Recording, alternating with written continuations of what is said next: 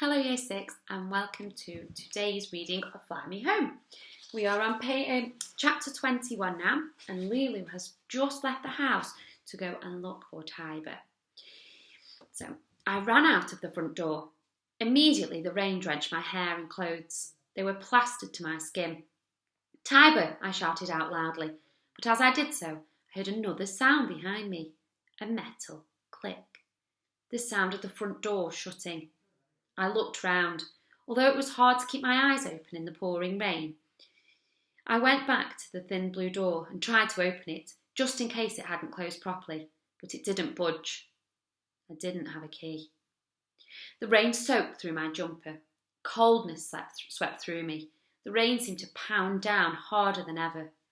I looked around for shelter, but the trees were waving wildly in the storm.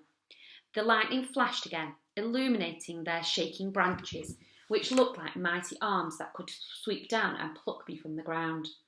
The rain lashed out at the black windows of all the houses in the row. I wished Betsy was here, but her house was silent. Just looking at me made me feel more alone. Once again, the thunder started to tear through the sky above me, like something was being ripped in two. After it had finished, I could still hear its vibrations in the air. But there was something else as well, something softer than the thunder, something that continued after the rumble had died away.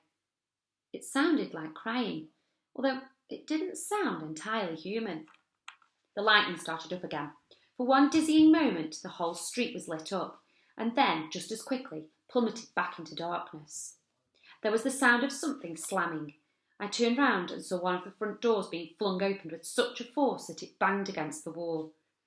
It was the door to the house where the old man with the wolfish dog lived, the man who'd seen me at the window the first night Tiber had left me.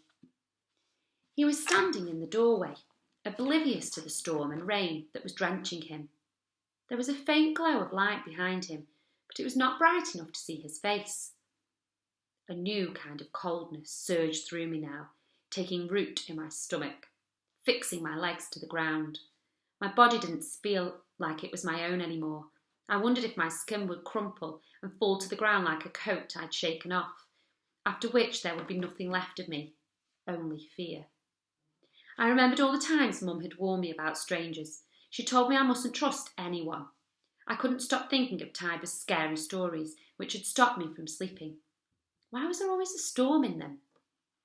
I realised that I'd no place to go, nowhere to hide, that there was nowhere to run but further down the street. I glanced at the old man, out of the corner of my eye. I couldn't see him clearly. There was a shadow across his face, but he had a blank sort of expression that made me wonder if he even knew I was there. I stayed absolutely still, just in case he hadn't noticed me. I felt sure that something terrible was about to happen. I closed my eyes. I thought of Mum and Dad and Tiber and all the good things in my life. I remembered the feeling of a new morning back at home, lying in bed in the room I'd grown up in, the sunlight pouring down from the blue of the sky, stretched out across the mattress, lazing in the still part of dawn.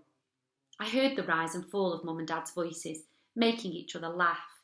It struck me then that this was the nicest sound in the world, and I wondered if I would ever hear it again. I thought of Dad's chuckle, the way it bubbled up out of nowhere and turned into shaking laughter that rocked his whole body. The old man might reach out, I thought. He might grab me. I felt my shoulders quiver, waiting for that moment to come. But the moment passed. Nothing happened. He didn't come. When I turned back to the doorway, I saw that he was standing with his hands upturned, his face tilted towards the rain as though he was speaking to the sky. "And there'll be no more of your rumbles. Thank you very much," he said. Something about his voice calmed me. It reminded me of sunshine somehow, sunshine from back home, streaming down from the sky like ribbons, and the smell of Mum's sweet potato stew. It made me think of Betsy and Miss Doyle and Dad all mixed into one. The way he'd spoken made me think of a song, the sounds bouncing up and down and fitting together to make something more than they could by themselves. The old man looked up to the sky once more, and then he turned away, back inside, and was gone. The door had been left wide open, the rain beating down harder than ever, made me step towards it.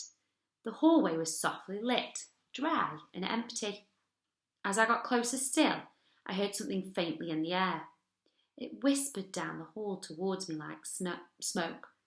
Something like moaning, something like whining. Then it faded, and I heard only the violent pattering of the rain, the sweep of the tree branches as they were carried back and forth in the wind. The thunder came again. It started quietly, and at first I wondered whether the storm had passed. But then it growled, and then it roared. As it died away, I heard the noise once more, a muffled cry. "Hello," I called down the hall. There was no answer, no sign of the old man. There was just the soft light coming from the end of the hall, and in the semi-darkness I could see piles upon piles of things stacked on the floor. There were boxes and jars and bags full of things. I couldn't make out clearly. When I stepped inside, I had to be careful where I put my feet. I could still hear crying. Whatever it was, whimpered and groaned, and hearing the sounds of something that was so clearly afraid made me less so. Over the crying I could also make out the broken words of the old man. They were oddly comforting and somehow familiar. His voice was tender and soft, as though he was singing a lullaby. "Got you, I've got you," he said over and over. I took a few more careful steps round the teetering stacks until I reached the room at the end of the hall. When I got there, I almost gasped aloud at what I saw. Every part of the wall was covered. There were jars and jars and jars, stacked one on top of the other to make a wall. Wooden boxes standing on their side that were stuffed so tightly that nothing fell out. There were feathers and branches hanging from the ceiling, so that even I, small as I am, had to crouch in places. Among them hung jam jars, holding night lights. Their warm glow cast soft shadows across the floor. I felt as though I had entered some sort of magical cave, rather than just a boxy blank sitting room, which was what ours looked like. And amidst all the junk, the old man was opening jars and boxes and rummaging through them. He flung things out across the room, diamond grey feathers, pine cones of every size. One even skimmed past my nose.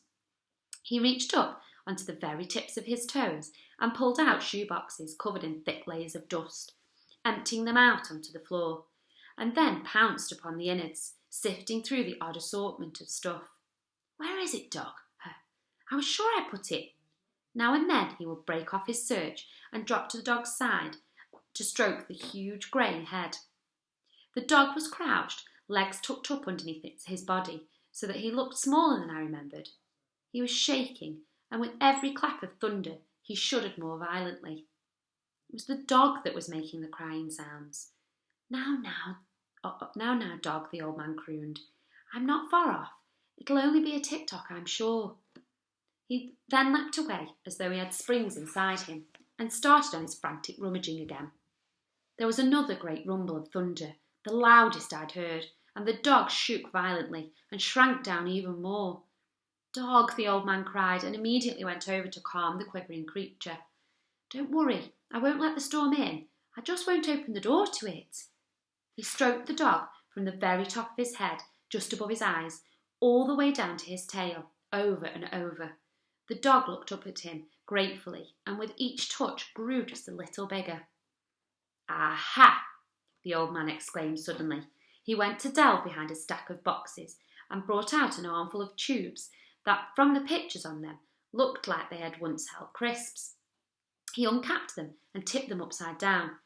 They were full of the same sort of moss I'd found in the matchbox by the bin. He swept the whole lot up into a big ball, pressing it together, then closed his eyes. He was saying something, but I couldn't make out the words. The ball of moss quivered, and then it shook violently. It looked like it was hard for the old man to keep hold of it, but when it stopped, there was silence all around us. The rain had stopped falling. The wind had stopped howling. The thunder had stopped thundering. The storm was over.